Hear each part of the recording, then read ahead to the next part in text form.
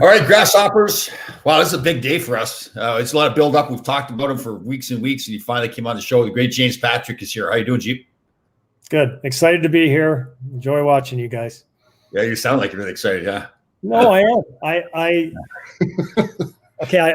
I really have started. I mean, from the start, as soon as I started watching the show, it brings me back. It's awesome to reminisce. I think the fans who remember our era would enjoy it. But for me, it just shows how little has changed in 35 years. Yeah, so, exactly, yeah. I mean, it is.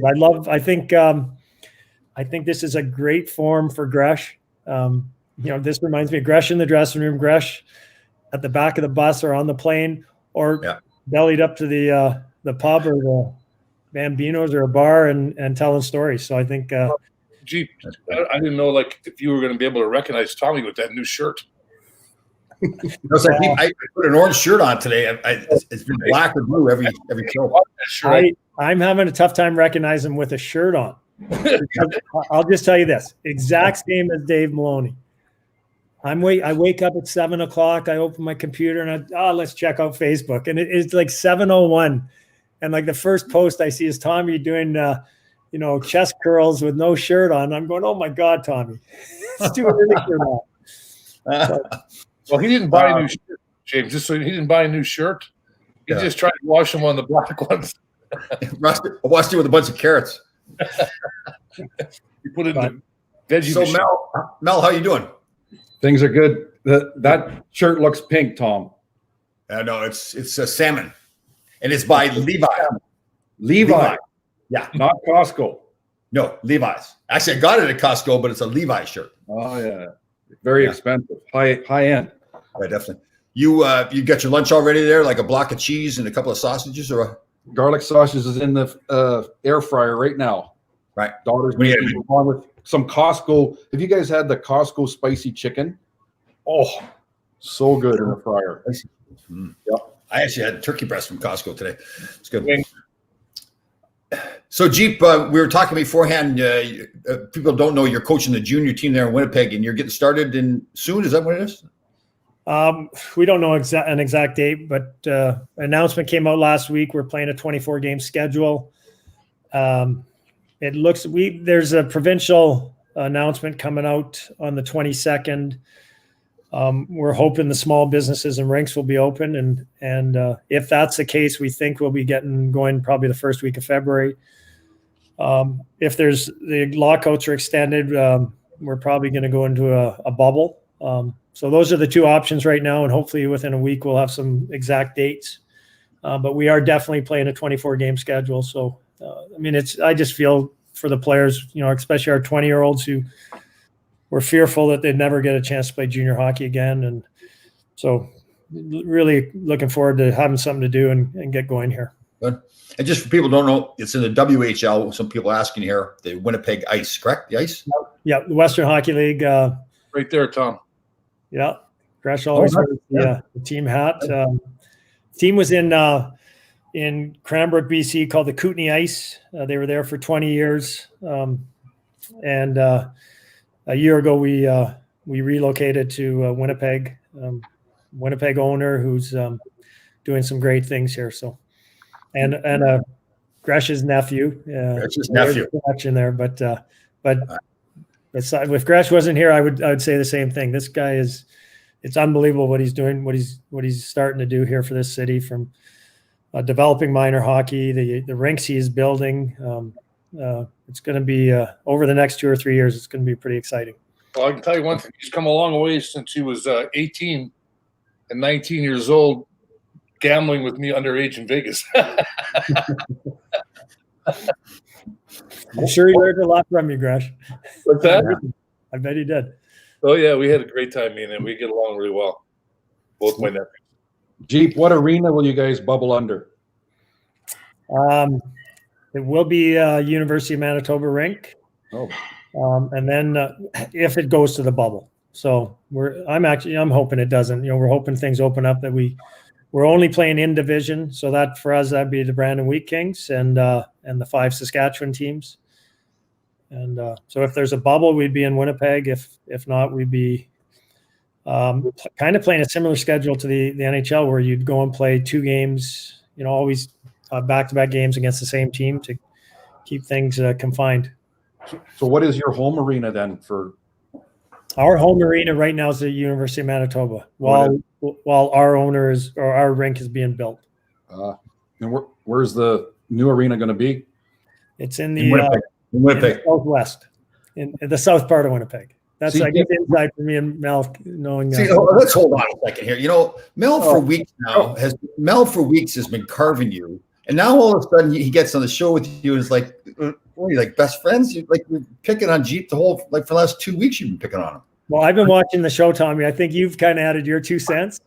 I haven't started yet. Okay, so Jeep, what room of the walls there look like they're about 20 feet high. So the gated community, let's go over this again. I want to clear this. I did a lot of studying last week with my passport ribbon, okay? And I actually messaged you, and you were nice enough to message me back just to confirm my homework. So you were born in Winnipeg, you grew up in St. James, you live in St. James as we speak. Yep. Correct? That's correct. As I told you last week, I told you all this. Yeah, but I had to, Tom, what you say is like, I had to confirm. Okay. So now you guys doing my homework again. The kid was a freaking stud, as we know, right? 1,280 games. Like, are you kidding me? 6'2", 200. He was a horse, right? 45 minutes a game. And he went to North Dakota and he freaking graduated, Tom. Did you graduate? No, I didn't, Mel. Yeah. Stretching the truth. See, now you didn't do your homework. Well, Hey. Tom graduated too, but it was high school. Yeah. Well, that's questionable too. But we're gonna I live in St. James. I grew up in St. James. It's a middle of the road neighborhood. The old part of Winnipeg used to be divided into 5 quarters. That's one of them. I moved back here. I'm in the small little Five bungalow. quarters? James, it was divided in 5 quarters. 5 sections. 5 sections. Sorry. Oh. Right. Okay. You do not let anything go. Nothing changes. I moved back by myself. I moved into a small little bungalow that in the coaching business, you don't know how long you're going to be in one city. And so I just ended up buying a small little place in a quaint little neighborhood. No. And both my daughters ended up moving in with me. So we're jammed into a small little house. They're not 9-foot ceilings here. They don't look like, they look normal to me. No, it looks like 15 to me because the camera can play tricks. Yeah. So Mel, is St. James a quaint little neighborhood, or is it kind of the posh little? It's posh. It's gated, Tom. I don't bullshit you. It's freaking gated. Yeah, you do bullshit. So, it's a nice area. Winnipeg's a nice city. You just have to get to know it. He wouldn't go back there if he didn't like it. I wasn't questioning James' decision whatsoever. I was questioning your homework here. I love Winnipeg. I do. I have a great time there. No, it's a great hockey city. There's good people here. And my son a couple of years ago, and he was 18 years old. He loved it. You know why? Bars are 18. Oh, the bars at 18, you could gamble at 18. And he goes, I want to move here. And he was supposed to go to the University of Winnipeg this year, except everything got messed up with Mr. Virus. And James, you're not into the fancy clothes or the perfume like Mel is, are you? No, I'm not. No, I don't wear aftershave or cologne. Right. And your clothes you don't buy necessarily from I don't know where Mel buys his clothes, right? Custom made. Pierre Cardin or whatever his name is, or Hans Cardin, what's his name? Cartier. RW and Co. in Canada. Black Brown. But Tommy, I did want to say, so last time I was on, I want to apologize for my language. And I will say this, my daughters were really upset with me. Are you serious? Yep. And I felt every time I used that language, I was repeating a story from our past that someone used that. So, and then especially being a coach and coaching junior kids, you have to set an example. And I really try in my meetings, I'm being honest, to not use it. And the odd time, it slips out or you do drop the old F-bomb, but so I apologize to that. And I mean it. I really do, enjoy this show. And I think it's Gresh has found his voice. I think it's great. Tommy, I think your True Grit lifestyle is a tribute to you and where you've gone and how you lead your life, the examples you set now. I do think Gresh's number 4 should be retired. I think it should have been long ago. It is. You want to look. I know you have it there, but Gresh, I really feel the Rangers should. I mean, I think the type of player you were in your prime and the length of career you had there. I think Dave is outstanding. Like when I coached in the NHL, we used to run into Dave a lot more, and you would get some of the broadcasts that he does. But I think he's awesome on TV. I'd love to see him. Did he know who you were though? No, Dave knew who I was. But another teammate who I saw last year in Winnipeg had no clue who I was when I walked up and introduced myself. Who was it? Ron Duguay. Oh, He didn't have a clue when he was at. But he is. Listen, put a wig on and he'll know you. He was playing a charity game, and the night before he was at a restaurant. This was probably a month before, like January, February, before everything got shut down. And I was excited to see him. Went over to say hi, and he goes, "Do I know you?" did you say that to me? He said that? Yep. Oh, and funny. I said, "Well, I used to be a teammate of yours, so." You should have said Stephen, and he would have like, "Hey, Stephen, how are you?" Yeah, I know. Yeah. I could have told him that. Oh, And also wanted to say, I think it's awesome. I really like Mel on the show. I just think he rounds you guys out. He keeps you guys honest. Mel, I don't know why we ever traded you. And I mean that. Like I just thought, geez, we had a good year and it was such a good fit. Then Phil came in and started shaking things up. So we know the rest of that story. Why did we trade you, Mel? Pardon me? Why did you get traded? Well, because I think I told, what's his name, Mikkel Bergeron, that my mom, number 30. I went in his office and I have no idea. I really don't. And I wanted to get Jeep's perspective. And like they traded Tommy, first of all. That pissed me off to no end. And I had no idea. But he came in, he was starting to trade everybody, right? Yeah. Phil had a good personality. But he just went from, like, we were the 3rd best goals against in the league in '86. And then he trades Tommy for that Markel Dione guy who's 39 years old. He was 50. He was 50. No, he was. However old he was. He started in the 30s, didn't he? Or 40s he started playing. Markel Dione. Jesus. So they trade, and I didn't know I was on the block, and so I went into Bergeron's office and I said my mom likes number 30, and I was gone 4 days later. Whether that had anything to do with it, I think it was just the French invasion, basically. So Can I say Mike Small, right? Mike Small. yeah. So Yeah, I think Phil putting a stamp on his team was a big part of it. It is amazing the changes that, like, after having a good second half of that year in '86 and making a good playoff run, to how much the team was shooken up the next year. It's amazing. And I think it all comes down to being Brian Leach's fault. What? Because And make room for him? Get my number? Craig drafted him. Nobody wanted him but Craig. and Craig ended up getting fired right after that, right after the draft. And Just nobody wanted to draft Brian Leach? no, a lot of the guys that were in that circle of love there, the scouting part, Right. everybody goes, I don't want to draft Leach. I don't want to draft Leach. Oh, really? And Craig Patrick stood up and I guess there was one other guy, I can't remember his name now. And he goes, no, we're going to draft Leach. And somebody from the ownership of the Garden said, if you draft Leach, we'll see what happens. Oh, is that right? I didn't know that story. Oh. That's the story, kind of the story I heard in the back of the.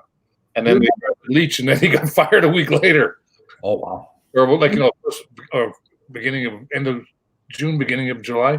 Wow. I didn't know that. And Craig was a good GM. I mean, Yep. I mean, he ends up going to Pittsburgh, wins 2 Stanley Cups. It can't be that bad. I mean, he did have Mario, Yeah, but he did some good. Like the people he brought in to bring in Bob Johnson, and did he bring in Scotty Bowman as well? Yeah. I think. Yeah, I mean, that's brought in a that. lot of teams don't want to bring in those level of guys, right? Because they're afraid they're going to lose their job to those guys. So that was was played in Hartford. Ronnie Francis. I mean, that didn't hurt He either. made that trade. He made the Ronnie Francis, Alf Samuelson trade, which That didn't hurt having Ronnie Francis on your team. Yeah. You never knew Ronnie Francis was in the game until you look on the score sheet, and he was like, guy was scoring. He's a great two-way player. Don't get me wrong. I mean, he was a good player, but that was a good backup for Mario. You know that. I mean, and I miss Craig because like some of the times we'd be in Edmonton or Calgary, whatever, and we'd be in the hotel room. And I remember one night, one of the guys that's the president of the hockey team now, I won't tell you his name, but it's in Vegas, and he was in the room, and Craig knocks on the door about 1:30 in the morning. Come have a beer with my dad. Right, I'm still in there, and so is that president. he's hiding behind the door. No. So this is like in the I think it might have been like around 85 at the same time you were there, Mel. Yeah. And he's hiding behind the door, and finally I open the door up, and there's this little GM, the president now, but standing there. He goes, "That's okay." Craig was not like that. He didn't. Hey, I have a similar story. When Dave Maloney got traded, for my brother and Jim Weimer coming the other way, we all went to the pub. And I remember we all got there around 4 p.m. when news of it spread. And, we were having a goodbye, and it was, David, been the captain. He'd been there for, 10 years and was so close with everyone. I think it was a real emotional time. And I, again, for me, Dave really took me under his wing when I first got there. So I had like mixed feelings about it. And, we played the next night. And the only time in my 20 years in the league that I could say I got drunk the night before a game, we started, we were having beers and toasting Dave and saying goodbye to him. And then Mike Allison started serving shots. Not red. And Mike started bringing around shots, and he was saying, "You have to do it. Dave's getting traded. You have to do it." I was trying to say no. Mike told me later, every shot he spit out as soon, like he would turn his back and spit it out. So we did, I don't know how many shots. We left the pub about 10 at night, and Mike and I drove to the Ramada Inn in Armonk because my brother had gotten in, and so we were going to see him. I'm hammered. We walk into the lobby of the hotel. Who do we run into but Craig? We got a game. We have a game the next night. And Craig sees us and he says, "Hey guys, come on with me. We'll go and have a beer in the bar." And he was awesome. Like he wasn't upset about it. And so I was. Remember when Craig got us that sports psychologist up at the Ramada Inn? Yes, I did. I remember how much you abused him. Well, Robbie Fedoruk was getting Robbie Fedoruk wasn't buying it because the guy was standing up there. Here's a sports psychiatrist. He's standing up there on a mini trampoline at the front of the room and telling us how he was a better quarterback than was Dan Marino. I think he said. What color was he wearing? What's that? What color was he wearing? Oh, I can't remember. He was wearing purple pants and a purple shirt. Oh, that's right. And I remember Robbie Fedoruk asked what his credentials were. And he pulled out a card from his wallet, a little green card that said he had a degree in surgery from the University of France. And he was there as a sports psychiatrist. So, yeah, we abused him. And that was the year I'd gotten my spleen removed. And near the end of, after about 2 hours, he says, he looks right at me and he says, "And the power of the universe comes down through your spleen into your body," knowing that I didn't have a spleen. And he said to me, he says, "Tom, do you believe that?" And I think you were sitting beside me, or maybe you can't remember who it was, said, "Please just say yes. Just say yes." Because we knew that if I said yes, it was going to be all over. I said, "No, I don't believe it." So he went on for about another hour. It was funny. Oh, God. I know. You think of that. I'm thinking of that Ramada Inn. I'll never forget that meeting. That was classic. That was good. Mel, what are you wearing today? What do you got on? Today is black brown. It's a merino wool. But I'll just say it's cashmere. Is Black Brown the name of the company? Black Brown. Black Brown, yeah. There's a company called Black Brown. Oh, That's right. okay. It's a Canadian company too, as well. No, You what's got that, any- what's that picture behind you? Brooklyn Bridge, yeah. Oh, I have like 5 pictures of New York in the house, spread around the house. You got any cologne on, Mel? Yeah, I bought a new one yesterday at the Bay. Sauvage by Dior. Johnny Depp is the spokesman. You might know him, Tom, from your games in LA. never heard of Did you buy it just because Johnny Depp? Every Wednesday I go to the store and buy something new for the show. That's just what you do. That's commitment. I got a little bit of a concern, Mel. So you wear those expensive clothes. You wear Johnny Depp's Cologne. smell cologne. Yeah. But so that's expensive stuff, right? And you're doing well. You got 12 cars. You got Stanley Cups all over the place. But then you drink Pabst. You drink Pabst Blue Ribbon. The cheapest beer. Yep. Is it whether like giving it away or something? Or? Bulk. Yeah. You buy bulk. You drink a case of beer a week, like 24 to 48 a week with my son and I, doing homework and studying stuff. I can't do anything without having a beer. Okay. All right. anything. Anything. Sounds Poor good. wife. You're poor. Gresh, how are you doing today? How's the hip and everything? Oh, it's great. Thanks, Tom. Thanks for asking. How's the freezer doing? You're just right over there. No, No, he moved it. you moved it. Well, I know we were playing Monopoly. We had to get it. We had to get the seats behind me there, right there. Oh. We were playing Monopoly, so we had to get the table set up a little different, So James, we ongoing. I'm sure you've listened. The ongoing thing is Mel's knee. Like first when we got him on, we thought we were gonna have to amputate the leg. Then it was surgery. from the waist down, it was so bad. Right, and now it's like he's got a bruise on it. So I was thinking, aren't all our knees like that? wow. Apparently Mel's is worse than everybody's. Oh, just that one though, just the one. Yeah. Which one is it, Mel? The left or the right? I can't remember because it's Right. kind of like the right one. Oh, because it's kind of like Young Frankenstein. That hump it switches every once in a while.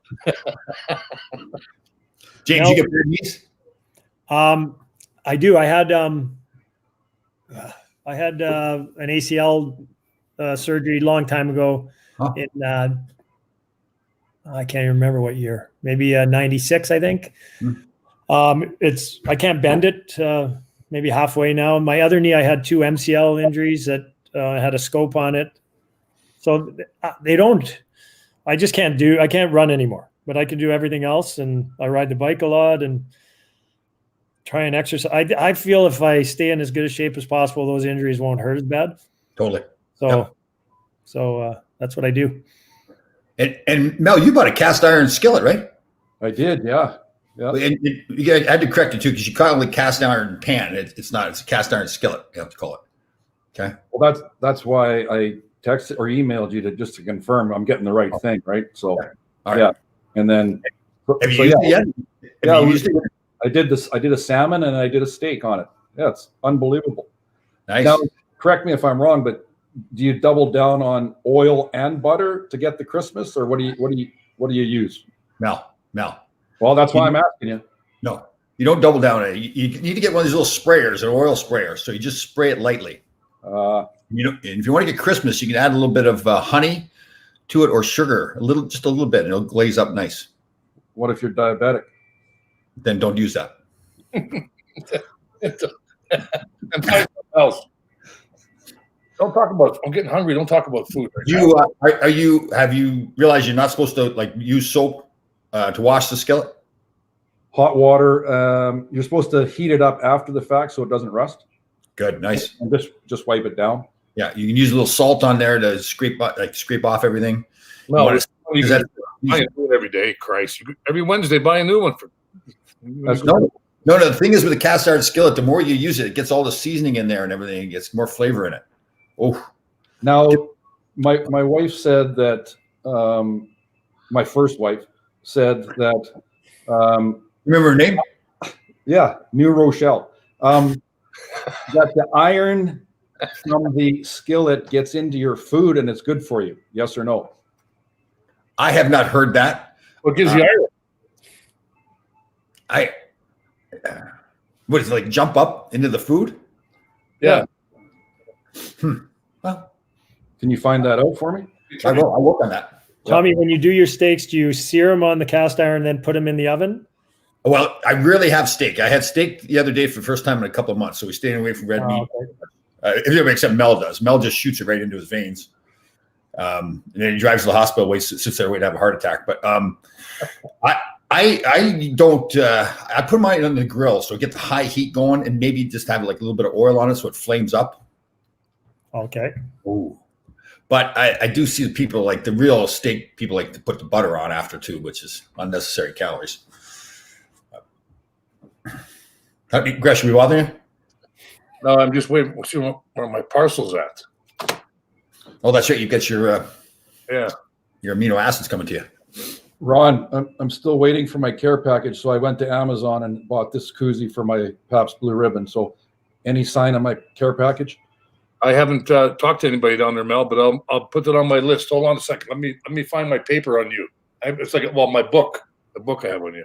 And ask your son to throw you a crayon. Where's that No. crayon? Well, Mel, any updates on tortoises? I'm glad you asked, Tom. No, but did you know that there's also, so you got turtles, you got tortoises, and you got snapping turtles. Did you Yeah. remember that? Snapping turtle.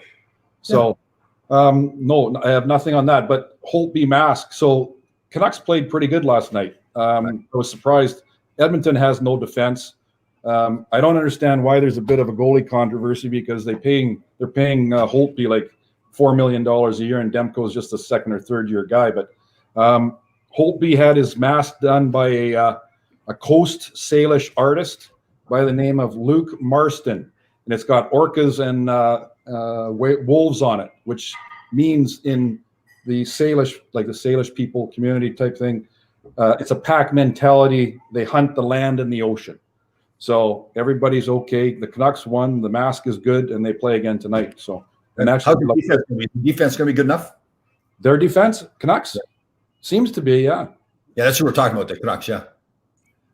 Well, there's two teams that played, Oilers, which I played both on both teams. So Who were you pulling for in that game?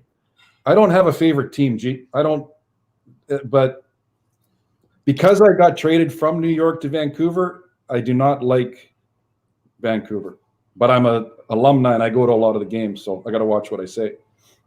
That's funny. When I watch a lot of hockey and I don't care who wins, usually before the game, and then usually within about 10 minutes of watching, there's someone in one team who really bugs me, and then I want the other team to win. Right. I want the Rangers to win. I want my nephew to play well. Living here in Winnipeg, I'm not a Jets fan by no means, but I want them to do good. I like Paul Maurice. So, Well, Nolan scored last night. He's kind of a throwback, right? Big kid, played in Brandon in the Western League. The Western League kicks the crap out of all the other leagues. The one that Tom played in. Did he play in the Ontario League? I don't think so. Anyways, No, college and education. yeah, the 1.5 semesters at Northern Michigan. Anyways, he's a throwback. Like, he's a big kid, but he's got talent, right? But he's also got a mullet, which is back in the 80s. I think he should cut it off. It's painful when I see it. I think it's great. He's a big kid. He's got good hands. I wouldn't call him a throwback because he needs to learn how to play on the inside still. I'm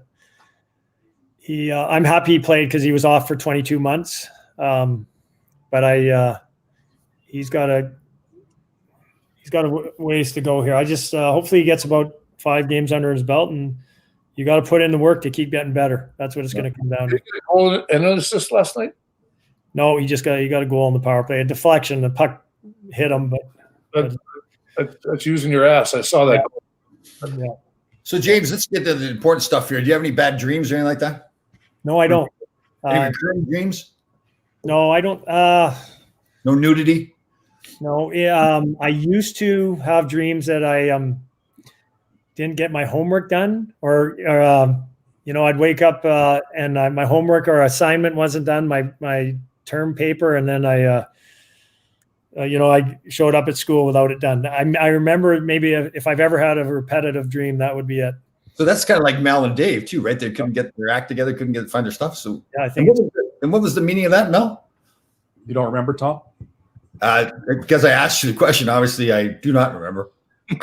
I think it's an insecurity thing. It's you're lapsing or missing something in your day-to-day life, and that's kind of what it's about. Maybe it's a bigger dog for you. Rory. No. That little. Let me just go over this for you, Ron, because you had 7 dogs. You can't remember the names of them, but Pepperoni's one. Rory's 7 pounds. He's one of the toughest. He'll go after people. He goes after the big dogs. He bites the shit out of them. And one of our viewers, Kevin Davis, also has a Yorkie, and his name is Hemi. So there you go.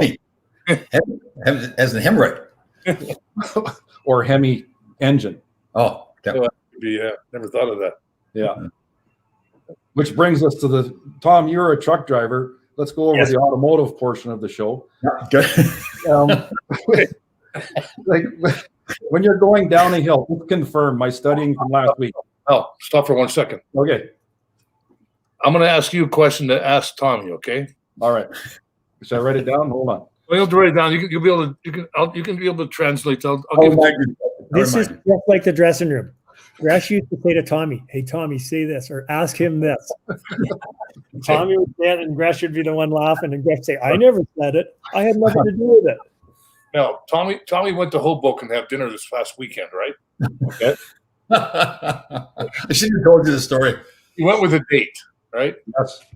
And he had a tuna fish salad or something. I don't know what it was. Sam, How much it cost?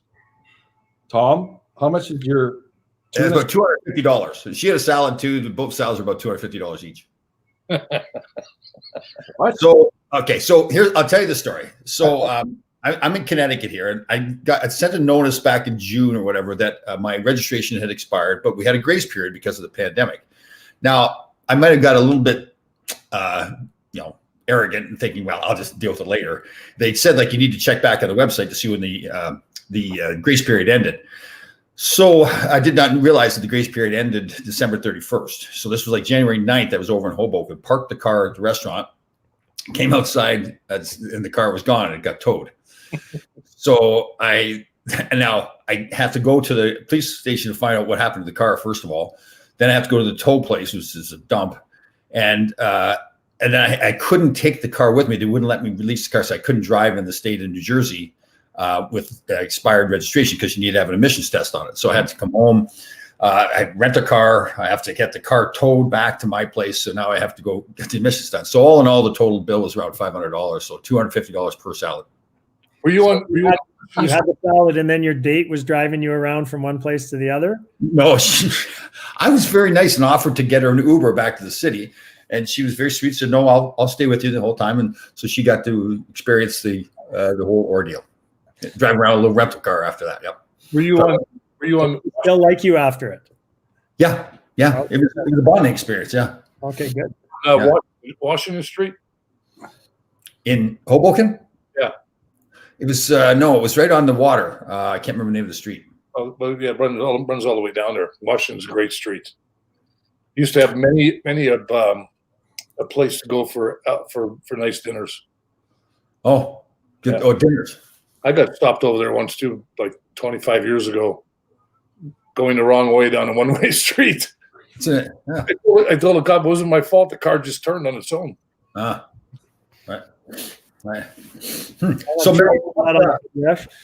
What's that? Did you get let off? Of course he did. Yeah. Yeah, he never gets tickets. So Mally, go ahead and ask me the question. Ron wants to. I thought I did. Oh, okay.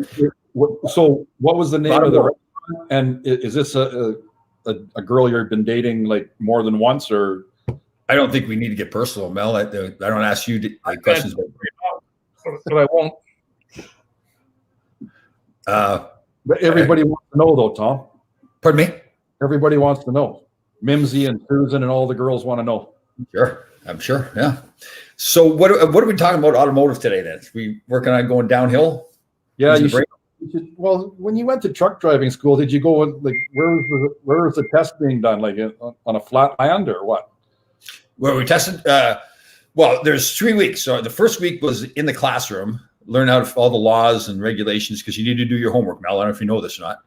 And then the next week we're in the yard, learning how to back up and hook up and unhook. And then the last week we were out driving. So in British Columbia, on every highway, because it is mountainous, Tom, there are mountains here up and down. It will say, like, there'll be signs on the highway, truckers gear down, 35% decline. So just confirm that when you go down a hill, you gear down. All right. Jeep will know that because he's with trucks. You can't with trucks, Mel, but typically I don't know too many people that gear down with their cars. Like, same thing. well, yeah, you can't do it, but my statement was I don't know too many people that do it. Okay, if he says he does it, then it's gospel. Go ahead, Jeep. I have seen those signs when I was in BC. You see them every couple miles. James, when you're going, there are no hills in Winnipeg. So if you're going down a hill, James, do you gear down with your car? You know what? One year I towed a boat home from New York, and I did. I drove from New York to Winnipeg, and the guy when I didn't know how to, but the guy I bought my boat from, and he was showing me, he said, yeah, you should gear down if you get if you're driving down a big hill while you're towing your boat. Okay, so that's when you're towing. Typically, if you're going down a hill, do you gear down in a typical situation? No. But it's gospel. You told me that what James says is gospel. So, well, I said both. If you're driving an 18-wheeler, when you go up the hill, you gear down too. So, good point by you guys. Yeah, that's actually very true. My father had those when I was growing up. I drove those when I was 12 years old, 13 years old. That's when you were skating in the gravel then too, right? Well, we were playing hockey in gravel because we didn't have any pavement. We weren't privileged. We were we had a rink with no ice. Only in the wintertime when it was cold enough, because it was so warm up in northern Saskatchewan. Yeah. And other than that, though, it was farm community. Well, didn't the lake freeze by your house, Gresh?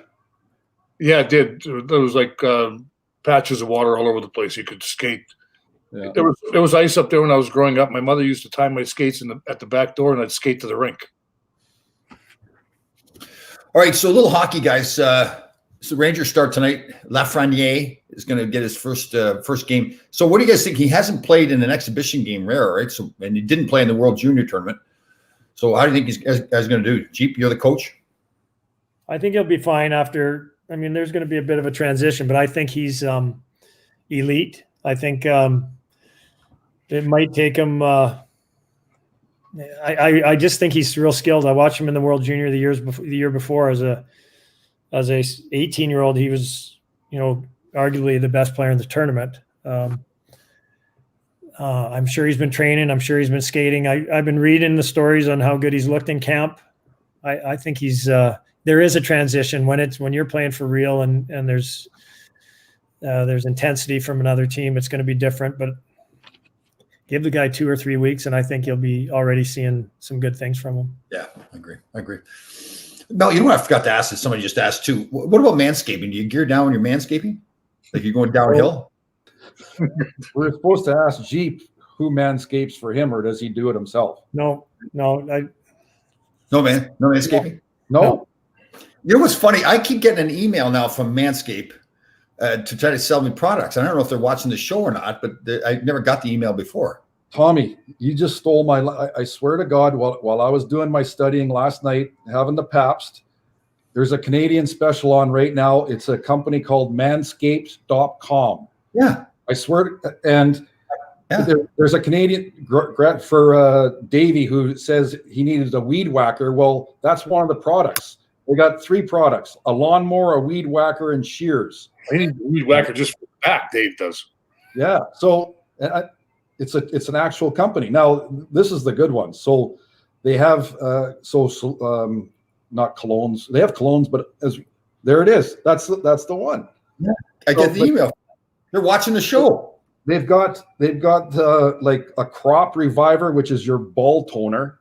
Can we get testicle toner? What is wrong with you? Oh, sorry. Yeah, they got a crop cleanser. They got crop reviver. They got everything. And if you buy the package, Tommy, for $139, it's all black, by the way, which you'd like. Oh, nice. I like that. Yeah, they have a pair of underwear called Manscaped. So, Tommy, it's the website. I'm not shitting you. You know what? Hey, James's daughters are listening. That's Oh, right.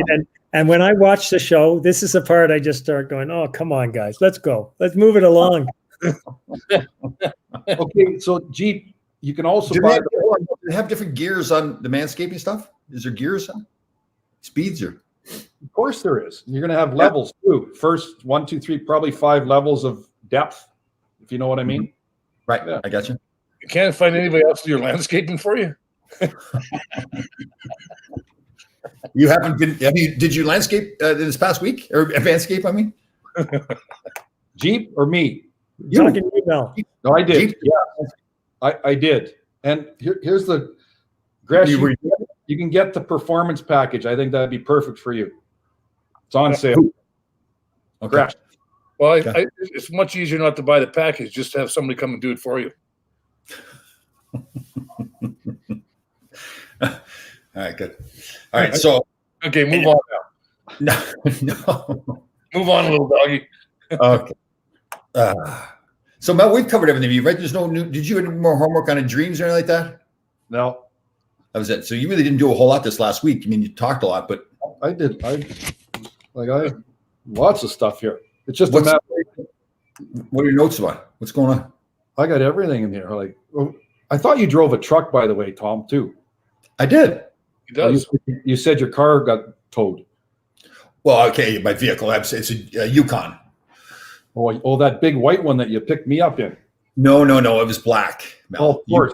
And happens to be a Denali as well. It's nighttime. Nighttime. Yeah. Yukon Denali. Well, the cars nowadays, we talked about last week, you have to actually have your keys and stick them in the ignition, correct? That's old school. Yeah. Yes. So Jeep and I, we drive the new cars with you put the keys in your pocket.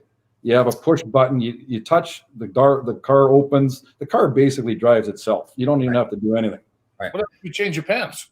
So You can change your pants while you're driving. here's an additional thing too. I had to rent this little car. So my car, like the lights go on automatic, right? Like when it gets dark. I do have that feature. I do have to put my key in. I don't have to, like you and James.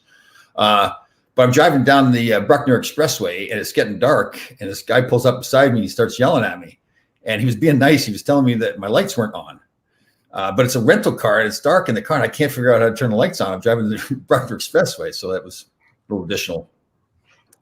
Well, the car, I got a Mazda 3. It's a 2019. And I swear to God, the thing drives itself. I'm doing 90 miles an hour on the Coquihalla, which is from Vancouver to Kelowna. And the high beams will go on and off by themselves. And if I got it on cruise control doing 90 and I'm doing like over a small curve, the car will slow down on its own. And if you get too close to a guy in front of you, then the car will slow down as well. So you wouldn't be able to drive that car, Tom. Wouldn't want to. Do you have the Stanley Cups on that car? That's the Stanley Cup car. Yep. Car comes up behind you. Does your car speed up? I get, unlike most people, I'll get in the right lane and let them pass, and then I'll tag on so that I don't get caught by the cops. I'll follow them as close as I can. Okay. If I'm doing 90 miles an hour, nobody's ahead of me. James, are you a pretty good driver? Like you patient? I think so. Yeah. When I lived in New York, you got pretty good. Yeah. But I mean, do you have road rage or anything? No. Yeah, I can't see You know what? We have photo radar here. Oh. And so I've been a year and a half, I've been back. And I probably got 7 photo radar. So, I mean, there's just hidden cameras. And, it just, it can tell the speed you're going. It takes a picture of your license. And then 2 weeks later, you get a ticket in the mail. Oh. If they weren't hidden, you know where the speed and everything, right? That's why they're hidden. Yeah. Well, like they're hidden up on the the traffic lights or whatever. But my first month, I got 2, one for $500 for going 89 kilometers in a 60 zone. Oh. And so I do drive fast, but after I think I've had 6 or 7 of those tickets now that I just said every week I was opening another ticket from the police. So it drives me crazy that, I mean, you keep up with the traffic, or if you see a policeman, you slow down. Well, these ones, you don't even see them. So Yeah. they're Yeah, no, we have the same things, Jeep. The red light as well. Red light, you can't go through a red light. Same type of thing, right? yeah. The only thing about these tickets is if you get caught by the cops speeding, you get points, right? These tickets don't go against your license or against points. So, but once again, the car I have alerts me to red light cameras. Tom. Wow. Well, Mel, would you be running red lights anyways? Well, yeah, if you have to, you have to. You got to get somewhere quick. What do you think? Of course. No. He's chasing somebody. What do you think? No, you're doing. You're rushing to the hospital there because you're going to die of a heart attack soon from eating all that cheese and sausage. That's what it is. Well, I hope I don't, Tom. Then who are you going to anyway? Die either. We got to find somebody else to get on the show. Yeah. Maybe make Jeep a full time. No, I like watching you guys. Maybe get Mike Allison if something happens to you, Mel. Okay, even you were talking about some other guests, I think last couple of weeks. Yeah. I think Pierre would be fantastic. Yeah, that's right. I mean, one of the most colorful teammates we ever played with. That's a great. Yeah. I think Don Maloney would be awesome. He's got a little. I think he's working for Calgary. I think he's a little concerned about. I know, but he was a longtime Ranger, had a great career. Yeah. I think he was the most, like when Glenn Sather was GM, his first 4 or 5 years were horrendous. Right. He signed every free agent. They kept missing the playoffs. And then I know Donnie came on assistant GM, and I think he developed their farm team. And I think, so I just think his history as a player and assistant GM with the Rangers would go a long way. Right. I talked to George McPhee maybe 3 weeks ago. And I told him about the show, and he says, I'm going to check it out. I think George would be awesome. That's true. Yeah. Also, and then, Kotze would be good, or just longtime teammates. I know. How about Glenn Hanlon? Mike Rogers would be good. Mike Rogers would be awesome. Yeah. Glenn Hanlon would be excellent. Glenn Hanlon. You have to get a scoop from Mike Rogers though, so you can see it. See where Jocko Kaye, he messaged us on Facebook, so we'll get him on too. But same thing, he's going to have to get a ladder for him. You get Jocko and Mike to stand on top of each other. Yeah, that's right. They could stand on the other guy's shoulders. They could alternate. Yeah. You guys remember the time when we came home on a road trip? The bus brought us back to Playland Parkway, and I know we came back at like 4:00 from a West Coast road trip or something, and it might have been the time. No, it was Phil was coach GM. Phil was GM. Jocko was the equipment manager. And we parked in front of Playland, and then we had to bring our equipment in through the front doors. I think we were going to skate or do something like that, but there was some senior league on. 3/4 of the guys on the ice were wearing Ranger equipment. They were wearing old Ranger gloves and pants, and I just remember Jocko got accused of selling them all the old equipment. But guys were giving it to him. So. That's good. Mel, what do you got? Anything else? Any more homework? Are you happy we've given you enough airtime, or what? I'm good. I've always got stories, Tom. It's just I don't want to take up. It's Jeep's the guest.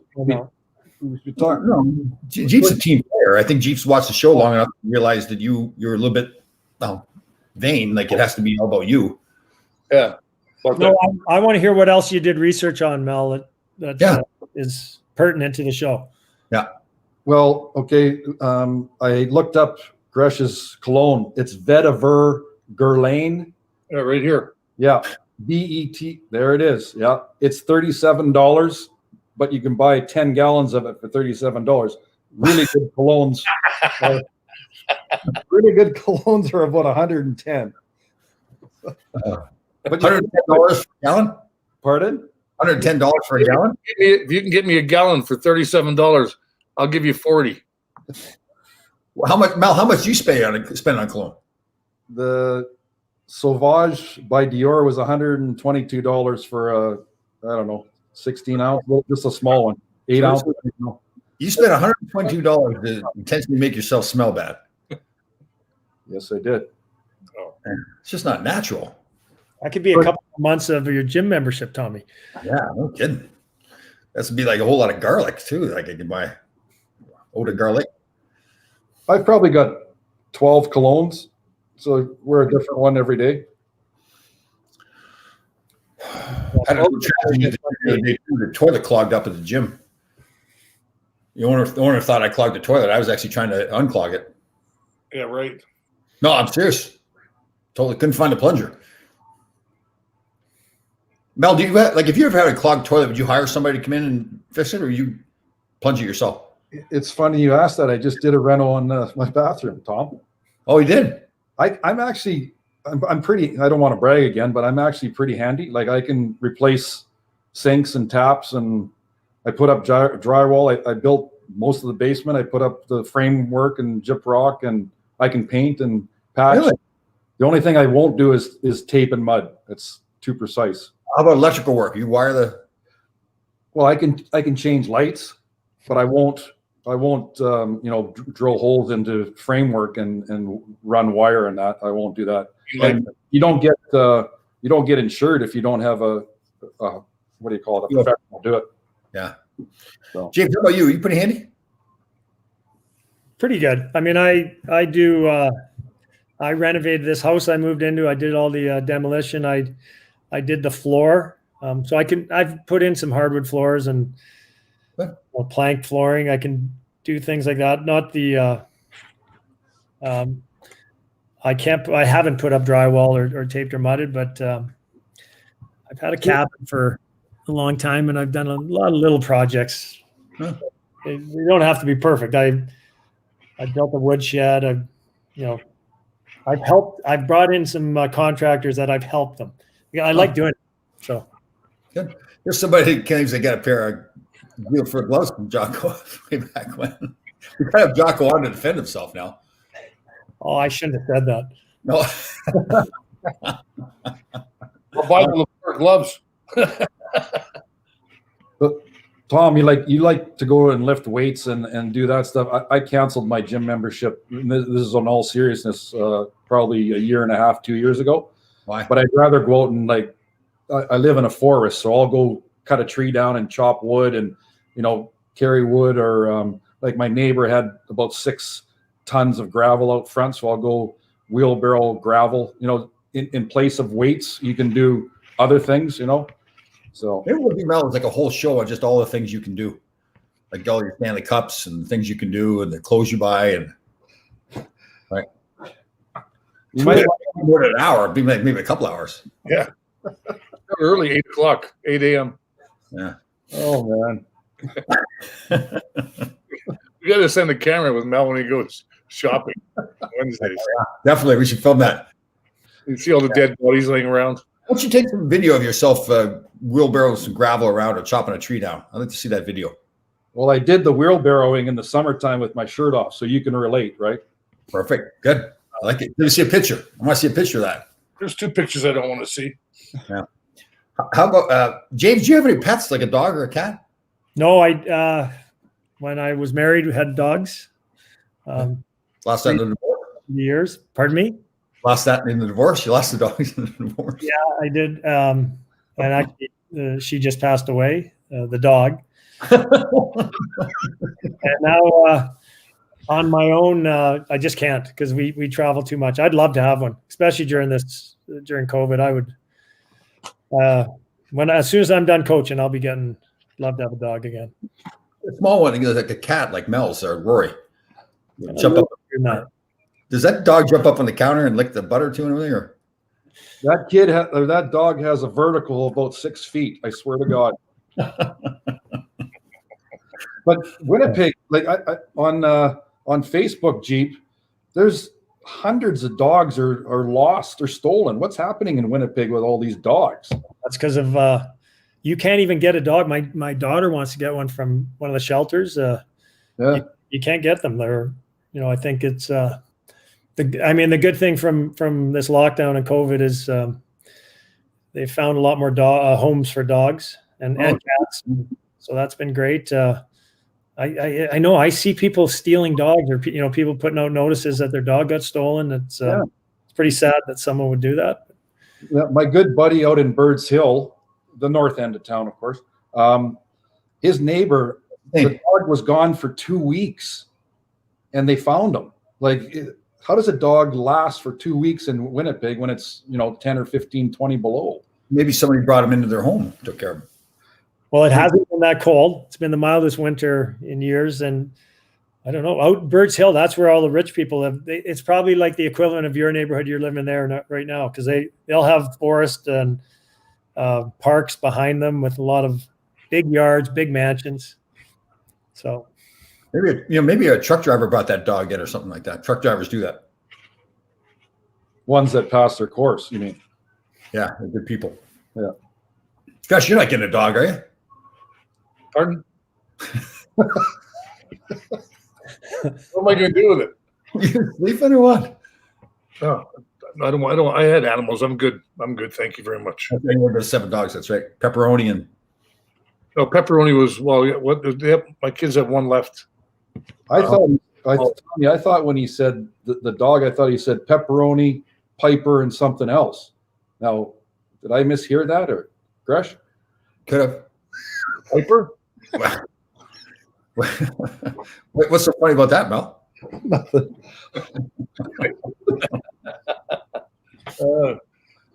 Just that's one of my wife's names. Really? No, yeah, really. Yes, Mel. I don't know why we have to talk about personal stuff. Yeah, really. I didn't. I just thought that's what one had said last week. I wasn't bringing up any of Tom's ex-wives because I have a couple of my own. So that's about Mel's different than everybody on the show, right? He doesn't have an ex-wife. Yeah, same one. That amazes me. That amazes a lot of people, to be honest. 30-some years you've been married, Mel? 1989. I didn't ask the year you got married. I asked how many years you've married. Well, do the math, Tom. I can't off the top of my head do the math. So I think it's 30. It'll be 32. Yeah, 32 in July. Oh, very cool. July, what date did you get married? Put you on the spot. 15. Oh. And you know why I know that, Jeep? Is because there's a huge golf tournament in Winnipeg every Friday, and it usually runs on July 15th. Platinum Jets out of the North End at North Kelowna Golf Course. All my buddies, there's like 200 golfers. Hey, Mel, I got to interrupt you really quick. We're getting 8 minutes. So just so everybody knows, we're on that radio.co now. The show is going to be, and it's 365 Sports. So this show will be there. So we have to cut it off for 55 minutes just for the radio, but we'll continue to talk, and Mel will tell a story that'll go on for another half an hour. Go ahead, bud. Actually, I'm done. No. Okay, hold on. Did you get married in Winnipeg? No, Vancouver. But so all your buddies couldn't come to the wedding because they had the golf tournament? No, I'm not supposed to go back to the golf tournament in Winnipeg, which has been on for like 39 years. Okay. Because it falls, if I go, it falls on my anniversary pretty much every year. Right. But so when I come back next year, my buddy's getting married on July 15th. And the Platinum Jets tournament, golf tournament, is a day or two after that, or it would be before that, I guess. So I'm going to go for a week or 10 days or whatever, and I'll miss my anniversary again. But bring your wife with you. Pardon? Bring your wife with you. The last time we were in Winnipeg, then she was there with us. My buddy's house in he lived just off Main Street, North Kelowna. His house flooded, and the mosquitoes were so bad that she swore she'll never go back. So we haven't. The mosquitoes there are as big as turkeys, eh? Like, they're not small. So precious. They're like, the mosquitoes are like the big black flies. They're horses. Oh. It's unbelievable. Saskatchewan, they have names. One of them. When's your wedding anniversary, Gresh? I was at your wedding, your first one, right? Yeah. Was I in it? I think they're like in. One was in May, and one was in November. There you go. And, one was a long time ago, and one was a longer time ago. Gresh, are you pretty romantic, like on anniversaries and stuff? Like, you get the flowers and the whole bit? I was always hoping to be playing hockey that day, but it didn't work out sometimes. So That's not right. You were probably very romantic. I was as much as I could be, Tom. You know, Mel, you're not romantic. What do you buy her a sausage or something for? I've never forgotten a birthday or Valentine's Day or anniversary, so I try my best, Tom. That's all. All you can do is try your best, right? Well, no, you're getting better and better all the time. I mean, Yeah. Well, you've helped me. I think I'm a better person now. see, that's good. Yeah. good. I still have a lot of issues, though. Well, Oh. No, not you, Mel. Jeep be pretty romantic on anniversaries and stuff, right? Were you? I'm sure I was the same as you guys. I mean, I remembered and always I tried to do something on it, but I'm sure I was the same as you guys. But Yeah, I feel much more romantic now that I'm not married. But When I got married the second time, we used to go all the time on our anniversary to a place down in the Keys called Little Palm Island. oh, No telephones, no TVs, nothing. nice. Tequila, whatever you wanted to eat, drink. Right. And it was nice, you know. Drive down there in that one road. Yeah. There's only one road going back and like two lanes going back and forth going to the Keys. So if you wanted to come back on a Sunday afternoon, it was a 7-hour drive for 70 miles. Right. Other than that, There's no hills there. You don't have to gear down or anything, right? That's a good thing. going up the hill, I geared up because I was. But anyway, that was a long time ago, and I can't remember all the stuff I did back then. That's because you're so romantic. You did so much stuff. Yeah. Oh, different thing. So, Jeeves, what's going on? Like, what's your day like now? I mean, there's no team functions or anything like that going on, or? we have we took 2 weeks from I think the 20th of December till this week. We have 2 Zoom meetings a week with our team. One is we'll show video and go through just getting them back so we've been doing this for about the last month. The other meeting will be talk about culture, talk about values, talk about we had our mental skills coach talk to the players, dealing with COVID, dealing with everything young kids are going through right now. Right. So I've had maybe a guest speaker just talk about their experiences playing. So just keeping it. James, maybe have Mel come on. You have Mel come on. I know. I actually should. I How to dress and smell. Either one of you, all you guys would be great to have on. I mean, a big part of it is trying to keep them motivated and engaged during. I mean, this is. I feel obviously it's terrible for everyone what the whole world's going through, but for the young kids in high school who are missing years of high school, missing the time to bond with their best friends, to go out on dates, to experience all that stuff. Yeah. For our young players to not be in a team setting, I think sports is so important for kids the values that sports can teach. So high school sports and club sports and junior leagues have all been shut down. So young kids are missing a lot. Tried to make up for it as much as we can. Jeep, how good is that Carson Lambo's going to be? He's going to be real good. He went over and he's playing in Finland right now. He'll be coming back. So he left in September. There's a Finnish team. Once our league we knew we were getting shut down. He's playing because all the European leagues have played and all the junior leagues in Europe have played. So he played in Finland. I think he was there for 2 months and then they got shut down. But he stayed there and practiced, and now they're playing games again. But he's just a tough, thick. He as a 16-year-old, he could shoot. He's got an NHL shot, can skate, and plays tough. He's a throwback. Quiet kid. Our first 10 games last year, we had 2 fights, and fighting has gone way down in junior.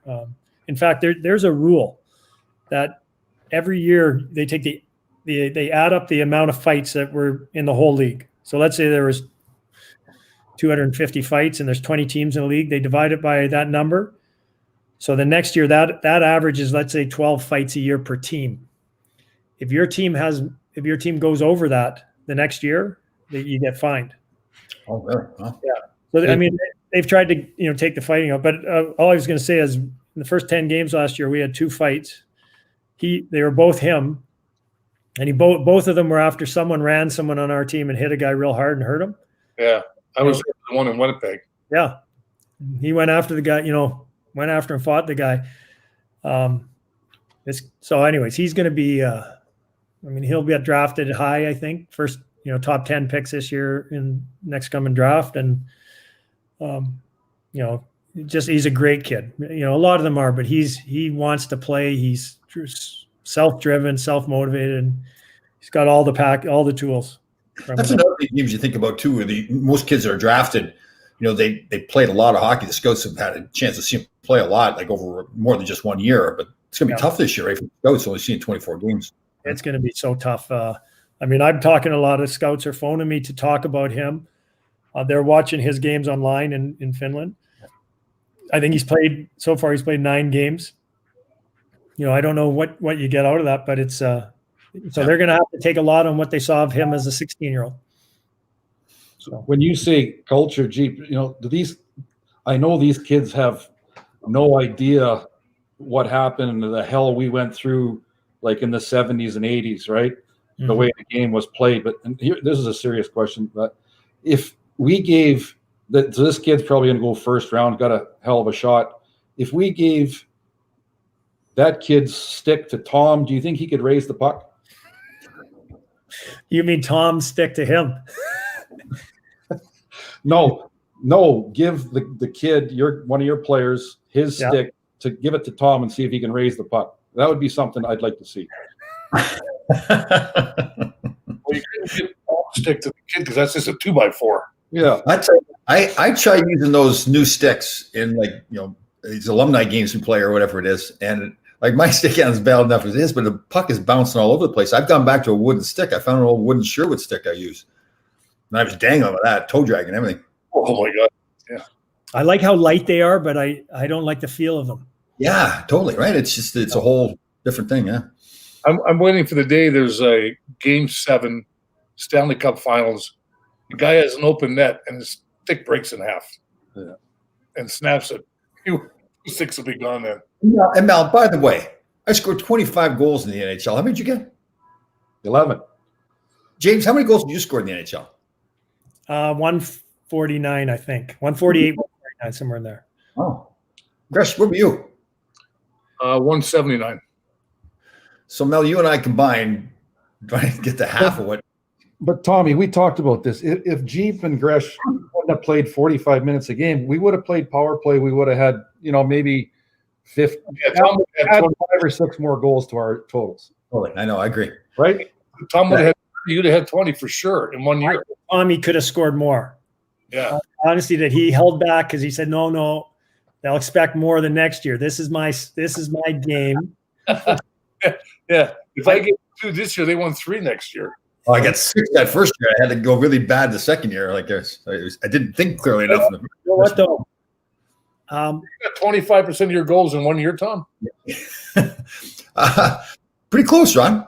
Hey, but I'll be serious for a second. If in Tommy's best years, like let's say your best 5-6 years with the Rangers, you played top 4 minutes. Yes. Yeah. And you played, so when the other team got power play, you would be on the first penalty kill. Yes, that's true.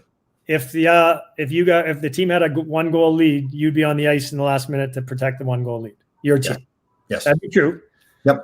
Those guys make about $5-6 million a year now. I know, yeah. Oh. And some of they don't put up big points. No. So it's changed. Yeah. I mean, I do think the players who play the most and play in the most important situations, they should be paid the most. Yeah. And there are defensemen like that, who didn't put up big points. And now you'll see those guys. Like there's some guys that you don't know how much this guy makes, and then you go, holy smokes, he makes that much. It is shocking. That Torrey Krug get? How much did he get? 7? 6 or 7 million. Yeah. For how many years? 7 years, 6 years, whatever. 7, I think. 7 years. Yeah. 29. How about Boston? They lose Krug to free agency, and then they let Chara go, and he only signed for like $750,000 in Washington. I don't know what went on there. It's kind of weird to see Chara leave. It wasn't over money, obviously. So It was they wanted to go in a new direction. It was like Chara wanted to come back. yeah, Chara put out a tweet that, my first I want to stay with the Bruins. Yeah. And then when they didn't sign him, he signed with Washington, he said, well, I guess they wanted to go in a different direction. But James, does that make sense to you? Like, here's the thing. I think like Boston is in that window right now when you have Marchand, Bergeron, Pasternak. I think Pasternak's younger, so he's got a lot of years, but Bergeron is getting up there. Yep. I played against Bergeron. I think he's one of the few guys in the league still, him and Thornton, who I played against. That's 16 years ago. But This is the 17th year. Bergeron's. Bergeron. So his first year was my last year. But Boston's window to win with those guys is over the next 3 years, would you not say? yeah, but wouldn't you think Chara would help them do that, though? That's why I would keep Chara for that. Yeah. Like I'm just saying he's still effective. And I know Well, effective in the locker room, too. that reach, that size and reach, you can't get inside. And I think Such a leader, too, right? I mean, he's that guy that built helped build the culture there, right? So, yeah. it gets passed down. It starts with those guys, but Yeah, totally. Yeah. Well, Okay. Mel, are you happy? Everything okay? Like, No, everything's good. Good to see Jeep again. Good to talk to him. yeah. Can you guys, Crosby, 16 years in the league now? Is that true? yeah, Holy man. him and Ovechkin. Well, James, listen, I got to say something here. Like, you've been very nice to all of us and saying nice stuff, and I really mean this very seriously. I think all the guys here would agree. You're one of the classiest guys I think we've ever played with. Not just a great player and everything, but seriously, you just like you're always a good team player on and off the ice, and just it was a thrill to play with you. So it's great to have you back on the show. Well, And you had a fun wedding too. I did. Gresh was my best man. Mid-season. Thanks for having me. I love watching. I mean, it really does. It connects me to my early years with the Rangers and the funnest time I had playing in the NHL were those years. So you guys can keep doing what you're doing, and I'm going to keep watching. Thanks. Okay. Well, we'll have back on again. I think you're right too. You want to get on the show to show that you're better than Dave, and I think you showed that too. So No, I've never said that. What I said was Dave should be a full-time Rangers broadcaster. I think he does a great job. I love listening to him. And yeah, he's good. He's good. So get Tom, Dave back here. Tom, if James is a little embarrassed by the Manscaped, we'll come up with something for next week, eh? Okay, I'm sure it'll be a lot better. And, right. Good job. So Rangers play tonight at 7:00 too. So what's the score? Any predictions? Mel, remember this is kind of a Rangers show, so you have to pick the Rangers. Lafreniere will be outstanding. He'll score his first goal, and they will win the game. Rangers 6-3 tonight. Jeep. I think the Rangers are going to win. I think it'll be higher scoring. Like, I just think these guys haven't had that much preparation time, so that leads to more mistakes. Yeah. 5-4 Rangers. I'm saying it's going to be a lot of goals by the Rangers. I think Shesterkin will play, and he'll be great. So it's going to be 5-1 for the Rangers. That's okay. What we did was we actually picked a score. Oh, and, Can you? Yeah. 4-2. Sure it wasn't 6-1, Tom? Pardon me? You sure it wasn't 6-1? Quiet.